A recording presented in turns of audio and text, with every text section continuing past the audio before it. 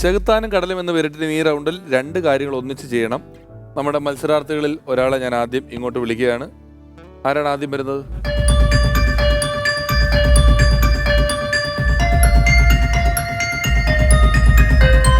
നിങ്ങൾ ഇതിൽ നിന്നൊരു ചില്ലറ എടുക്കുക. ഈ പാത്രത്തിനകത്ത് കൈ കൊണ്ടുവരുത്, ഇവിടെ നിന്ന് ഇടുക. ഇതിനകത്തൊരു പാത്രം വെച്ചിട്ടുണ്ട്. അകത്തുള്ള പാത്രത്തിൽ 1 മിനിറ്റ് സമയത്തിനുള്ളിൽ ഏറ്റവും കൂടുതൽ ചില്ലറ ഇടുന്ന ആളാരാണോ അയാൾക്ക് കൂടുതൽ മാർക്കുകൾ ലഭിക്കും. നിങ്ങൾ ഈ ആക്ടിവിറ്റി ചെയ്തുകൊണ്ടിരിക്കുമ്പോൾ ഞാൻ ഇവിടെ ഒരു കഥ പറയും.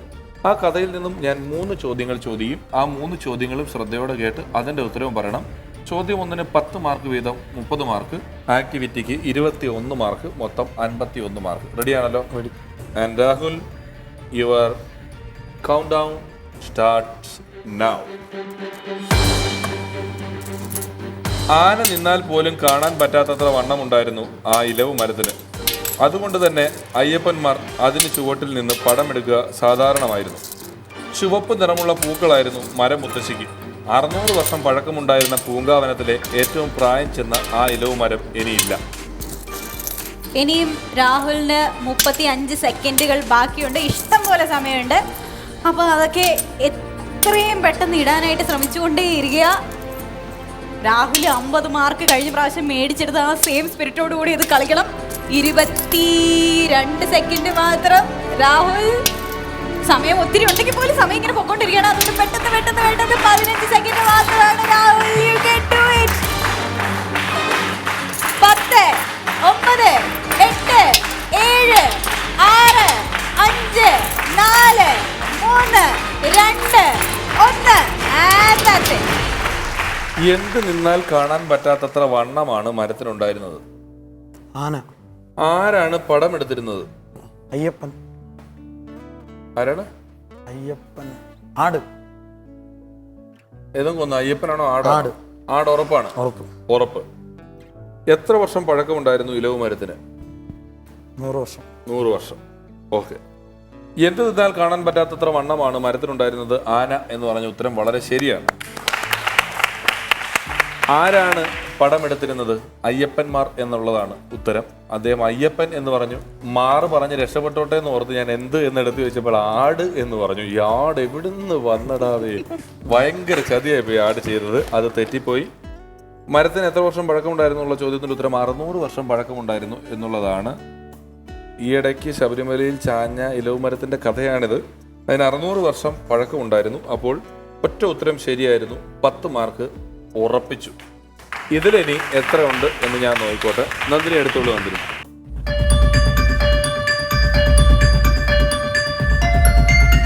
മൊത്തം ഇട്ട ചില്ലറയുടെ എണ്ണം 1, 2, 3, 4, 5 ചില്ലറ പാത്രത്തിലിട്ടുണ്ട്.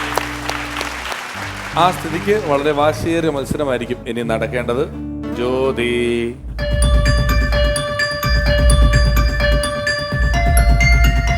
ഇത് ചില്ലറ ഇട്ട് നമുക്ക് ട്യൂഷൻ എടുത്ത് ജീവിക്കാൻ പറ്റുമോ എന്നുള്ളതാണ് നമ്മുടെ മുന്നിലുള്ള ഏറ്റവും പ്രസക്തമായ ചോദ്യം.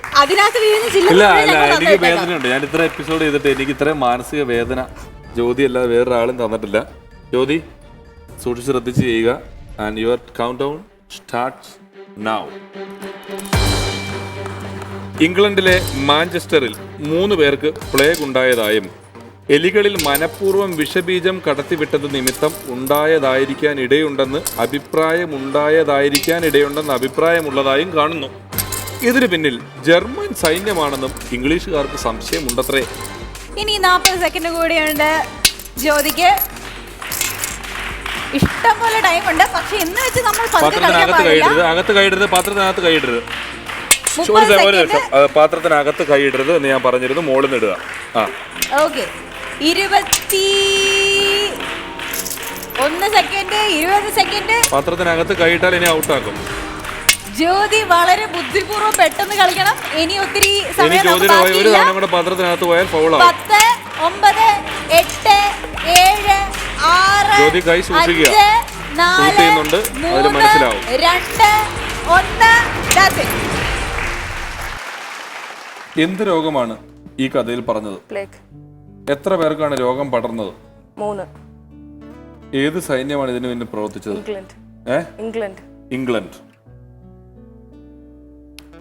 ഏത് സൈന്യമാണ് ഇതിനു പിന്നെ പ്രവർത്തിച്ചതെന്ന് ചോദിച്ചത് ജർമ്മൻ സൈന്യമാണ് പ്രവർത്തിച്ചത് എന്ന് ഇംഗ്ലീഷുകാർ വിചാരിച്ചു എന്നാണ് ഞാൻ പറഞ്ഞത്.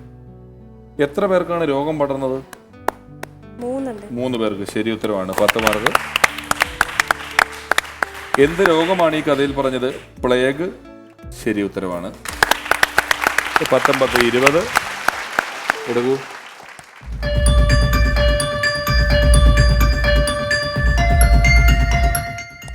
1, 2, 3, 4, 5, 6, 7 ചില്ലറ അതിനകത്ത്.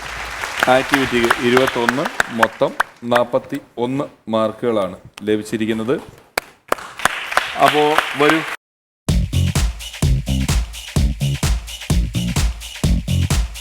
രാഹുൽ ജനറൽ നോളജ് GK വളരെ കൂടുതലുള്ള ഒരാളാണ്.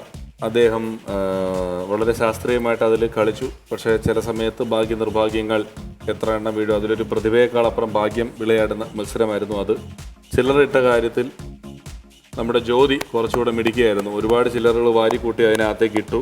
രണ്ടുപേരും വാശിയോടെ തന്നെ മത്സരിച്ചു. ചോദ്യങ്ങൾക്ക് 2 എണ്ണത്തിന് കൂടുതൽ, അതായത് ചില്ലറ ഇടുന്നതിനോടൊപ്പം ചോദ്യങ്ങളുടെ ഉത്തരവും ജ്യോതി ഒരെണ്ണം കൂടുതൽ പറഞ്ഞു. അഥവാ ചില്ലറ ഇടുന്നതിൽ നമുക്ക് എന്തെങ്കിലും സംശയങ്ങൾ വന്നിരുന്നെങ്കിൽ തന്നെയും ചോദ്യങ്ങളുടെ ഉത്തരത്തിലും ജ്യോതി തന്നെയാണ് മുന്നിൽ.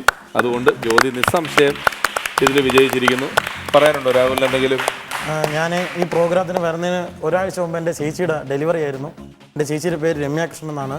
അപ്പോൾ ഞാനിങ്ങോട്ട് വരണ്ടെന്ന് വിചാരിച്ചതാണ്. കാരണം കൊച്ചിനെ പിരിഞ്ഞിരിക്കാനുള്ള ഒരാഴ്ചയേ ഉള്ളൂ. പക്ഷേ കൊച്ചിനെ എനിക്ക് ഭയങ്കര ഇഷ്ടമാണ്. തീർത്ഥ എന്നാണ് പേര്.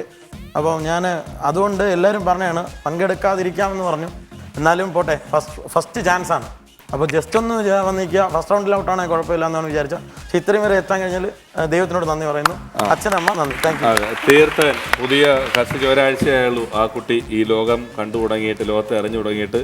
എല്ലാ സൗഭാഗ്യങ്ങളോടുകൂടി കുട്ടി ഒരുപാട് ദീർഘായുസായി നല്ല രീതിയിൽ മുന്നിലേക്ക് പോകട്ടെ, വളരട്ടെ എന്ന് ആത്മാർത്ഥമായി പ്രാർത്ഥിക്കുന്നു, ആശംസിക്കുന്നു. രാഹുലിനുള്ള സമ്മാനങ്ങൾ നന്ദി തരും.